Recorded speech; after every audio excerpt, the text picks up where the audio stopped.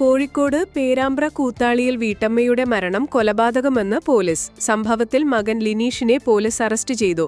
തൈപ്പറമ്പിൽ പത്മാവതിയാണ് മകന്റെ മർദ്ദനമേറ്റ് മരിച്ചത്. കഴിഞ്ഞ തിങ്കളാഴ്ചയായിരുന്നു സംഭവം. കട്ടിലിൽ കിടക്കുകയായിരുന്ന അമ്മയെ കഴുത്തിന് പിടിച്ചുയർത്തി കാൽ മുട്ടുകൊണ്ട് നെറ്റിയിലും വയറ്റിലും ഇടിക്കുകയായിരുന്നു. തലയ്ക്കേറ്റ ഗുരുതരമായ പരിക്കാണ് മരണകാരണം. മർദ്ദനത്തിൽ വയോധികയുടെ വാരിയെല്ലുകൾ തകരുകയും ചെയ്തു. പിറ്റേ ദിവസം അയൽക്കാരുടെ സഹായത്തോടെയാണ് വയോധികയെ പേരാമ്പ്രയിലെ ആശുപത്രിയിലെത്തിച്ചത്. പിന്നീട് അവിടെ നിന്ന് വിദഗ്ധ ചികിത്സയ്ക്കായി കോഴിക്കോട്ടെ സ്വകാര്യ ആശുപത്രിയിലേക്ക് മാറ്റി. അവിടെ വെച്ചാണ് മരിച്ചത്. തലയ്ക്കേറ്റ ഗുരുതര പരിക്കാണ് മരണത്തിന് കാരണമെന്നാണ് പോസ്റ്റ്മോർട്ടം റിപ്പോർട്ട്. സ്വത്ത് തർക്കമാണ് കൊലപാതകത്തിലേക്ക് നയിച്ചതെന്ന് പോലീസ് പറഞ്ഞു. പത്മാവതിക്ക് 2 മക്കളാണുള്ളത്. മരിച്ച ഭർത്താവിന്റെ സൈനിക പെൻഷനും സ്വത്തും മൂത്ത മകന് മാത്രമാണ് നൽകുന്നതെന്ന് പറഞ്ഞായിരുന്നു ലിനീഷ് ആക്രമിച്ചതെന്നും വയോധികയുടെ കഴുത്തിലെ സ്വർണമാല തട്ടിപ്പറിച്ച് കൈക്കലാക്കിയതായും പോലീസ് പറഞ്ഞു. ബാലുശ്ശേരിയിൽ ലോറിയിടിച്ച് ബൈക്ക് യാത്രികർ മരിച്ചു. കോഴിക്കോട് ബാലുശ്ശേരിയിൽ ലോറിയിടിച്ച് ബൈക്ക് യാത്രികരായ 2 യുവാക്കൾ മരിച്ചു. തുരുത്തിയാട് സ്വദേശികളായ സജിൻലാൽ, ബിജിഷ് എന്നിവരാണ് മരിച്ചത്. തൊട്ടു പിന്നാലെ വന്ന വാഹനത്തിൽ ഘടിപ്പിച്ചിരുന്ന ക്യാമറയിൽ ദൃശ്യങ്ങൾ പതിഞ്ഞിരുന്നു. വ്യാഴാഴ്ച രാത്രി 11:30-നോടെയാണ് അപകടമുണ്ടായത്. ബാലുശ്ശേരി ഭാഗത്തു നിന്നും കോക്കല്ലൂർ ഭാഗത്തേക്ക് പോകുകയായിരുന്ന ടിപ്പർ ലോറിയാണ് അപകടമുണ്ടാക്കിയത്. ബൈക്ക് യാത്രികർ റോഡിൽ വീണുകിടക്കുന്നതും അവരുടെ മുകളിലൂടെ ടിപ്പർ ലോറി കയറി ഇറങ്ങുന്നതുമാണ് ദൃശ്യങ്ങളിലുള്ളത്. വീണുകിടക്കുന്ന ബൈക്ക് യാത്രികരുടെ സമീപത്ത് നിന്ന് മറ്റൊരു ബൈക്കും മറിഞ്ഞുകിടക്കുന്നതും ഒരാൾ എഴുന്നേറ്റ് നിൽക്കുന്നതും കാണാം. ഇരുവരെയും ആശുപത്രിയിൽ എത്തിച്ചപ്പോഴേക്കും മരണം സംഭവിച്ചിരുന്നു. മൃതദേഹം കോഴിക്കോട് ആശുപത്രിയിൽ.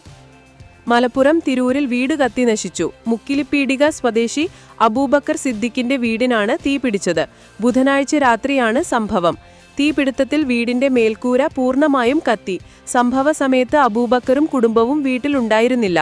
പവർ ബാങ്ക് പ്ലഗിൽ കുത്തിവെച്ചിരുന്നു എന്ന് അബൂബക്കർ പോലീസിനോട് പറഞ്ഞു. ഫോറൻസിക് വിദഗ്ധർ സ്ഥലത്ത് എത്തിയിട്ടുണ്ട്. വ്യക്തിപരമായി തന്നെ ആക്രമിക്കാനുള്ള ശ്രമം നടക്കുന്നതായി തിരുവനന്തപുരം മെഡിക്കൽ കോളേജ് യൂറോളജി വിഭാഗം തലവൻ ഡോക്ടർ ഹാരിസ് ചിറക്കൽ അറിയിച്ചു. ഓഫീസ് മറ്റൊരു പൂട്ടിട്ട് പൂട്ടി. ഔദ്യോഗിക രഹസ്യരേഖകളടക്കം ഓഫീസ് മുറിയിലുണ്ട്. വ്യക്തിപരമായി ആക്രമിക്കാനാണ് ശ്രമം. എന്തിനാണ് മുറി പൂട്ടിയതെന്ന് അന്വേഷിക്കണമെന്നും ഡോക്ടർ ഹാരിസ് പറഞ്ഞു. KGMCTA ഭാരവാഹികൾക്ക് നൽകിയ കുറിപ്പിലായിരുന്നു ഹാരിസിന്റെ ആരോപണം. കാണാതായെന്ന് പറയുന്ന ഉപകരണം ആശുപത്രിയിൽ തന്നെയുണ്ട്. അധികൃതരുടെ ലക്ഷ്യം വേറെയാണ്. എന്നെ കുടുക്കാൻ കൃത്രിമം കാണിക്കാനാണോ മുറി പൂട്ടിയതെന്ന് സംശയമുണ്ടെന്നും ഡോക്ടർ ഹാരിസ് കൂട്ടിച്ചേർത്തു. അതേസമയം തിരുവനന്തപുരം മെഡിക്കൽ കോളേജിൽ നിന്ന് ഉപകരണം കാണാതായെന്ന് ആരോഗ്യമന്ത്രി വീണ ജോർജിന്റെ ആരോപണം തെറ്റാണെന്ന് കണ്ടെത്തി. ടിഷ്യൂ മോസിലേറ്റർ എന്ന ഉപകരണം ഓപ്പറേഷൻ തിയേറ്ററിൽ തന്നെയുണ്ടെന്ന് കണ്ടെത്തി. പ്രിൻസിപ്പലിന്റെ പരിശോധനയിലാണ് ഇക്കാര്യം സ്ഥിരീകരിച്ചത്. മെഡിക്കൽ കോളേജിലെ യൂറോളജി വിഭാഗത്തിൽ MP ഫണ്ട് ഉപയോഗിച്ചു വാങ്ങിയ ഉപകരണത്തിന്റെ ഒരു ഭാഗം കാണുന്നില്ലെന്ന് അന്വേഷണ സമിതി കണ്ടെത്തിയെന്ന് വീണ ജോർജ് വ്യക്തമാക്കിയിരുന്നു. ഇക്കാര്യം മുൻപ് റിപ്പോർട്ട് ചെയ്യപ്പെട്ടില്ല എന്നും സംഭവത്തിൽ വകുപ്പുതല അന്വേഷണം നടത്തുമെന്നും മോഷണം പോയതാണ് സംശയമെന്നും മന്ത്രി പറഞ്ഞിരുന്നു. വകുപ്പുതല അന്വേഷണത്തിന് ശേഷം ആവശ്യമെങ്കിൽ പോലീസിൽ പരാതി നൽകുന്ന കാര്യം പരിഗണിക്കുമെന്നും വീണ ജോർജ് പറഞ്ഞിരുന്നു. കുതിച്ചുയർന്ന തേങ്ങാവിലയിൽ പ്രതീക്ഷിക്കാത്ത തിരിച്ചിറക്കം. കിലോയ്ക്ക് 75 രൂപയിലേക്ക് ഉയർന്ന പച്ചത്തേങ്ങ വില തിങ്കളാഴ്ച ഒറ്റയടിക്ക് 5 രൂപ കുറഞ്ഞു. ബുധനാഴ്ച ഇത് 61 രൂപയിലെത്തി. കഴിഞ്ഞ വർഷം ജൂലൈയിൽ 30 രൂപയായിരുന്നു. കൊപ്ര വില കിലോയ്ക്ക് 90 രൂപയും വെളിച്ചെണ്ണ വില കിലോയ്ക്ക് 170 രൂപയുമായിരുന്നു. വിപണിയിൽ തേങ്ങാ വരവ് കൂടിയതാണ് വിലയിടിപ്പിന് കാരണമായി പറയുന്നത്. സാധാരണ മഴക്കാലത്ത് പേരിനു മാത്രം വിപണിയിലെത്തിയിരുന്ന തേങ്ങയുടെ വരവ് കൂടിയതായി മുഹൂർത്ത വ്യാപാരികളും പറയുന്നു. തേങ്ങയുടെ വിലയിടിപ്പ് വെളിച്ചെണ്ണ വിലയിലും ചെറിയ തോതിൽ പ്രതിഫലിക്കുന്നുണ്ട്. ജൂലൈ 25-ന് കിലോഗ്രാമിന് 440 രൂപയായിരുന്ന വില ഇപ്പോൾ 420 ആയി. വില ഉയർന്നതോടെ വെളിച്ചെണ്ണ വിൽപ്പന ഇടിഞ്ഞിരുന്നു. ഇന്ത്യയോട് കൂടുതൽ മുഖം തിരിച്ചു അമേരിക്കൻ പ്രസിഡന്റ് ഡൊണാൾഡ് ട്രംപ്. തീരുവ ചർച്ചകളിൽ തീരുമാനമാകും വരെ ഇന്ത്യയുമായി തുടർ വ്യാപാര ചർച്ചകളില്ലെന്ന് ട്രംപ് പ്രതികരിച്ചു. നിലവിൽ തീരുവയുമായി ബന്ധപ്പെട്ട പ്രശ്നം പരിഹരിക്കുന്നതുവരെ ഒരു ചർച്ചയ്ക്കുമില്ലെന്നാണ് ട്രംപ് അറിയിച്ചിരിക്കുന്നത്. വൈറ്റ് ഹൌസിൽ വാർത്താ ഏജൻസിയായ ANLയുടെ ചോദ്യത്തിനാണ് ട്രംപ് മറുപടി പറഞ്ഞത്. 50% തീരുവ ചുമത്തിയതോടെ ഇന്ത്യയുമായി കൂടുതൽ ചർച്ചകൾ നടത്തുമോ എന്നായിരുന്നു ട്രംപിനോടുള്ള ചോദ്യം.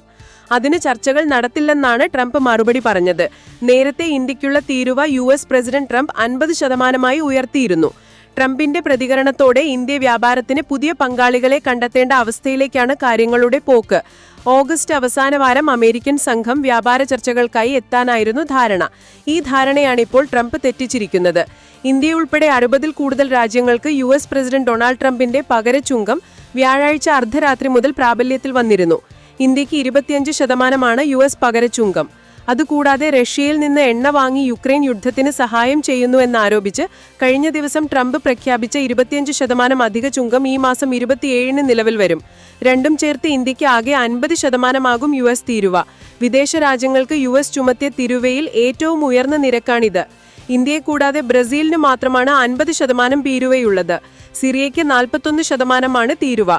ഇതിനിടെ ഇന്ത്യൻ ഉൽപ്പന്നങ്ങൾക്കുള്ള പകരച്ചുങ്കം 50% ഉയർത്തിയ ഡൊണാൾഡ് ട്രംപിന്റെ നടപടി US-ലേക്കുള്ള ഇന്ത്യയുടെ 55% വരെ കയറ്റുമതിയെ നേരിട്ട് ബാധിക്കുമെന്ന് federation of Indian export organisation അറിയിച്ചു. ഇത് ടെക്സ്റ്റൈൽ, സമുദ്ര ഉൽപ്പന്നങ്ങൾ, തുകൽ ഉൽപ്പന്നങ്ങൾ മേഖലകളിൽ വലിയ ആഘാതമുണ്ടാക്കും. 50% തീരുവ ഇന്ത്യയിൽ നിന്നുള്ള കയറ്റുമതിയുടെ ചിലവ് ഉയർത്തും. മറ്റു വിപണികളുമായി മത്സരിക്കാനാവാതെ ഇന്ത്യൻ ഉൽപ്പന്നങ്ങൾ പുറന്തള്ളപ്പെടുമെന്നും federation of Indian export organisation director general Ajay Sahai പറഞ്ഞു. അതേസമയം ഇരട്ട തീരുവ ചുമത്താനുള്ള അമേരിക്കയുടെ നീക്കങ്ങൾക്കിടയിലും റഷ്യയുടെ എണ്ണ വാങ്ങുന്നത് ഇന്ത്യ തുടരും.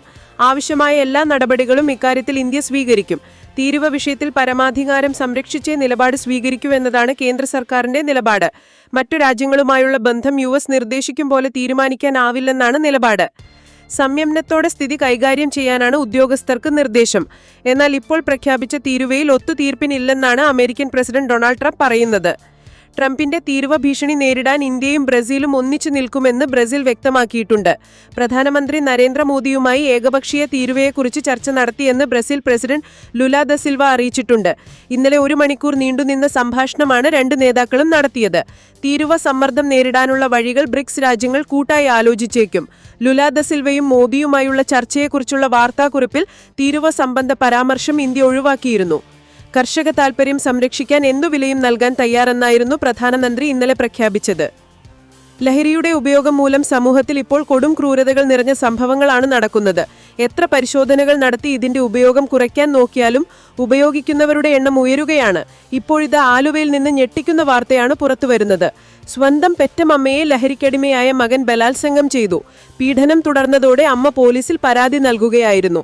തുടർന്ന് 23-കാരനായ മകനെ ആലുവ ഈസ്റ്റ് പോലീസ് അറസ്റ്റ് ചെയ്തു. മകൻ തുടർച്ചയായി ബലാത്സംഗം ചെയ്തുവെന്നാണ് അമ്മ പരാതി നൽകിയത്. പ്രാഥമിക അന്വേഷണത്തിന് ശേഷം അറസ്റ്റ് ചെയ്ത മകനെ റിമാൻഡ് ചെയ്തു. പരാതി നൽകിയത് ഉപദ്രവം സഹിക്കാൻ വയ്യാതെ ആയതോടെയെന്ന് മാതാവ് വെളിപ്പെടുത്തി. മകനെ ആലുവ പോലീസ് അറസ്റ്റ് ചെയ്തു. പലതവണ തന്നെ ക്രൂരമായി ലൈംഗികമായി പീഡിപ്പിച്ചുവെന്നാണ് അമ്മ പരാതി. കേസിൽ പോലീസ് FIR രജിസ്റ്റർ ചെയ്തു. മകൻ വീട്ടിൽ വരുമ്പോൾ അമ്മയുടെ നിലവിളി കേൾക്കുന്നത് പതിവാണ്. നാട്ടുകാർ മൊഴി നൽകി. കോടതിയിൽ ഹാജരാക്കിയ പ്രതിയെ റിമാൻഡ് ചെയ്തു. കേസ് അന്വേഷണ ഘട്ടത്തിലാണെന്ന് പോലീസ് അറിയിച്ചു. ആലുവ പോലീസ് സ്റ്റേഷനിലാണ് പരാതി നൽകിയത്. പ്രതിയെ കോടതിയിൽ ഹാജരാക്കി റിമാൻഡ് ചെയ്തു. അമ്മയും അച്ഛനും 2 ആൺമക്കളുമാണ് വീട്ടിൽ താമസം. അറസ്റ്റ് ചെയ്ത മകന് പുറമെ 24 വയസ്സുള്ള മറ്റൊരു മകനും കൂടിയുണ്ട് ദമ്പതികൾക്ക്. നെടുമങ്ങാട് ഹോട്ടലിലെ ഗ്യാസ് സിലിണ്ടർ പൊട്ടിത്തെറിച്ച് ഒരാൾ മരിച്ചു. ഹോട്ടലിലെ ഗ്യാസാണ് പൊട്ടിത്തെറിച്ചത്. നെടുമങ്ങാട് മാണിക്യപുരത്താണ് സംഭവം. കടയുടമ വിജയനാണ് മരിച്ചത്. 12 മണിയോടെയാണ് സംഭവം നടന്നത്. ഗ്യാസ് ലീക്കായതാണ് അപകട കാരണമെന്നാണ് ഫയർഫോഴ്സിന്റെ പ്രാഥമിക നിഗമനം. അപകടം നടക്കുന്നതിന് തൊട്ടുമുമ്പ് ഭാര്യ ചെറുമകനുമായി പുറത്തേക്ക് പോയി. കടയിൽ മറ്റാരുമില്ലാത്ത സമയത്താണ് അപകടമുണ്ടായത്. പൊട്ടിത്തെറിയുടെ ശബ്ദം കേട്ടാണ് നാട്ടുകാർ ഓടിക്കൂടുന്നത്. അപ്പോഴേക്കും കട പൂർണ്ണമായും കത്തി നശിച്ചിരുന്നു. ഫയർഫോഴ്സ് എത്തി തീ അണച്ചെങ്കിലും വിജയനെ രക്ഷിക്കാനായില്ല. 55 വയസ്സുള്ള വിജയൻ തത്ക്ഷണം മരിച്ചു. ശരീരം പൂർണ്ണമായും കത്തി അമർന്ന നിലയിലായിരുന്നു.